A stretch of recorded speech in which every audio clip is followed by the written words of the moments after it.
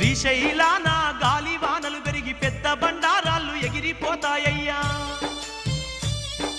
భ్రమరాంబ గుళ్ళోకి రెండు తలల ముసలి వచ్చి అమ్మలోన నీలమైతుందయ్యా శ్రీశైలాన మల్లికార్జున స్వామి మనుషులతోని మాట్లాడుతాడయ్యా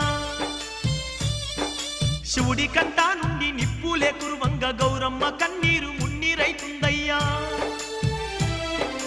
రాచరి కాలన్నీ చెల్లిపోతాయ్యా రాతి బతవన్నేమో రంకెలేస్తాడయ్యా ముండమో పూలంత ముత్తైదులు కాగా మగవాళ్ళు లోకాన తగ్గిపోతారయ్యా మూడు కల్లావుకు మనిషే బుట్టి పండితులతోనే చర్చ చేస్తాడయ్యా వెన్ను మీద రెండు రెక్కలతోని వింత మనుషులు పుట్టుకొస్తారయ్యా